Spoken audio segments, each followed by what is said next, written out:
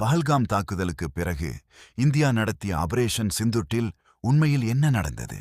பஹல்காம் தாக்குதல் 2025 ஏப்ரல் 22 அன்று காஷ்மீரின் பஹல்காம் பகுதியில் நடைபெற்ற பயங்கரவாத தாக்குதலில் 26 பொதுமக்கள் உயிரிழந்தனர். உயிரிழந்தவர்களில் 25 பேர் இந்தியர்கள் என்றும் ஒருவர் நேபாளத்தை சேர்ந்தவர் என்றும் இந்திய அரசு தெரிவித்தது. இந்தியாவின் பதில்: இந்த தாக்குதலுக்கு பிறகு இந்தியாவும் பாகிஸ்தானும் இடையிலான பதற்றம் வேகமாக அதிகரித்தது. சிந்து நதி நீர் ஒப்பந்தம்: இந்தியா சிந்து நதி நீர் ஒப்பந்தத்தை ஆபயன்ஸ் நிலையில் வைப்பதாக அறிவித்தது. சிம்லா ஒப்பந்தம்: இதற்கு பதிலாக பாகிஸ்தானும் சிம்லா ஒப்பந்தம் உள்ளிட்ட சில இருதரப்பு ஏற்பாடுகளை நிறுத்தி வைக்கும் நடவடிக்கையை அறிவித்தது. ஆபரேஷன் சிந்தூர் 2025 மே 7 அன்று இந்திய ஆயுதப்படைகள் ஆபரேஷன் சிந்தூர் நடவடிக்கையை தொடங்கின. 9 இலக்குகள். இந்திய அரசின் தகவல்படி பாகிஸ்தான் மற்றும் பாகிஸ்தான் ஆக்கிரமித்த காஷ்மீர் பகுதிகளில் உள்ள 9 பயங்கரவாத இலக்குகள் தாக்கப்பட்டன. ஆரம்ப தாக்குதலின் தன்மை: இந்த நடவடிக்கை பயங்கரவாத உள்கட்டமைப்பை இலக்காக கொண்ட துல்லியமான தாக்குதலாக இந்தியா விளக்கியது. இராணுவ தளங்கள் பற்றிய ஃபேக்ட் செக்: ஆரம்ப தாக்குதல் குறித்து இந்தியா பாகிஸ்தான் இராணுவ வசதிகள் இலக்காக கொள்ளப்படவில்லை என்று தெரிவித்தது. 21 முகாம்கள். ஃபேக்ட் செக்: 21 முகாம்கள் என்ற தகவல் பரவியிருந்தாலும் அதிகாரப்பூர்வமாக தொடர்ந்து குறிப்பிடப்பட்ட முக்கிய எண்ணிக்கை 9 இலக்குகள். 2 தலைமையகங்கள். 2 பயங்கரவாத தலைமையகங்கள் அழிக்கப்பட்டன என்ற தகவலுக்கு தனித்த அதிகாரப்பூர்வ உறுதிப்படுத்தல் இல்லை. 11 இராணுவ தளங்கள். 11 பாகிஸ்தான் இராணுவ தளங்கள் அழிக்கப்பட்டன என்ற எண்ணிக்கையையும் உறுதிப்படுத்தப்பட்ட ஆரம்ப தகவலாக கூற முடியாது. 400 ட்ரோன்கள். இந்தியா 400 ட்ரோன்களை பயன்படுத்தியது என்ற தகவல் சரிபார்க்கப்பட்ட அதிகாரப்பூர்வ எண்ணிக்கை அல்ல. 30 ஏவுகணைகள். 30 ஏவுகணைகள் பயன்படுத்தப்பட்டன என்ற எண்ணிக்கைக்கும் போதுமான அதிகாரப்பூர்வ உறுதிப்படுத்தல் இல்லை. IACCS அறிமுகம். IACCS integrated air command and control system இந்திய விமானப்படையின் முக்கியமான வான் கட்டளை மற்றும் கட்டுப்பாட்டு அமைப்பாகும். ரேடார் தகவல் ஒருங்கிணைப்பு: பல்வேறு ரேடார்கள் மற்றும் சென்சார்களில் இருந்து கிடைக்கும் தகவல்களை ஒருங்கிணைக்க இது உதவுகிறது. வான்வெளி நிலவரம்: இதன் மூலம் வான்வெளியில் என்ன நடக்கிறது என்பது குறித்த ஒருங்கிணைந்த நிலவரத்தை கட்டளை அதிகாரிகள் பெற முடியும்.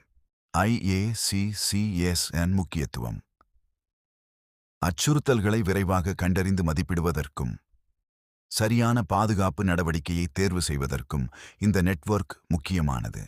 ஆகாஷ்தீர்: இந்திய இராணுவத்திலும் இதேபோன்ற முக்கிய அமைப்பு உள்ளது. அதன் பெயர் ஆகாஷ்தீர். 1982 கோடி ரூபாய் ஒப்பந்தம். 2023 மார்ச் 29 அன்று பாதுகாப்பு அமைச்சகம் BEL நிறுவனத்துடன் 1982 கோடி ரூபாய் மதிப்பிலான ஆகாஷ்தீர் ஒப்பந்தத்தில் கையெழுத்திட்டது. ஆகாஷ்தீர் பணி போர்க்களத்தில் குறைந்த உயரத்தில் வரும் வான்வழி இலக்குகளை கண்காணிக்கவும் தரை அடிப்படையிலான வான் பாதுகாப்பு அமைப்புகளை ஒருங்கிணைக்கவும் ஆகாஷ்தீர் உதவுகிறது. IACCS மற்றும் ஆகாஷ்தீர். IACCS மற்றும் ஆகாஷ்தீர் இரண்டும் ஒருங்கிணைந்து செயல்படும்போது ஆர்மி மற்றும் ஏர்ஃபோர்ஸ் வான் பாதுகாப்பு நடவடிக்கைகளுக்கு அதிக ஒருங்கிணைப்பு கிடைக்க முடியும். பல அடுக்கு வான் பாதுகாப்பு: இந்தியாவின் வான் பாதுகாப்பு ஒரே ஒரு ஆயுதத்தை நம்பியிருக்கவில்லை. பல அடுக்குகளை கொண்ட பாதுகாப்பு அமைப்பாக செயல்படுகிறது. Counter drone plus MANPATS. முதல் பாதுகாப்பு அடுக்குகளில் கவுண்டர் ட்ரோன் சிஸ்டம்ஸ் மற்றும் MANPATS போன்ற குறுகிய தூர அமைப்புகள் இடம்பெறுகின்றன. மீடியம் மற்றும் லாங் ரேஞ்ச் டிஃபென்ஸ். அடுத்தடுத்த அடுக்குகளில் குறுகிய, நடுத்தர மற்றும் நீண்ட தூர சர்ஃபேஸ் டு ஏர் மிசைல் அமைப்புகள் செயல்படுகின்றன.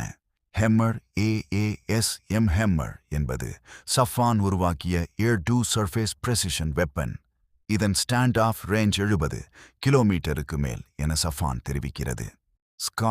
ஸ்கால்ப் EG என்பது நீண்ட தூர air launch to cruise missile. இந்திய ராஃபேல் விமானங்களுடன் இது பயன்படுத்தப்படுகிறது. மீட்டோர் என்பது beyond visual range air missile.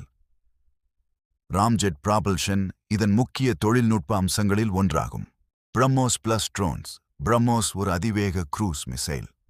அதே நேரத்தில் ட்ரோன்கள் மற்றும் லைடரிங் மனுஷன்ஸ் நவீன போரில் கண்காணிப்பு மற்றும் பிரசிஷன் ஸ்ட்ரைக் திறன்களை வழங்குகின்றன. Future of Indian air defence. நவீன போரின் எதிர்காலம் வெறும் ஆயுதங்களின் பலத்தில் இல்லை. ரேடார், தகவல், AI, கட்டளை, வான் பாதுகாப்பு மற்றும் துல்லியமான ஆயுதங்கள் ஒன்றிணையும் நெட்வொர்க் சென்ட்ரிக் டிஃபென்ஸ் தான் அதன் முக்கிய அடித்தளம். Fact-checked Defense Explainer. Subscribe for more verified defense information.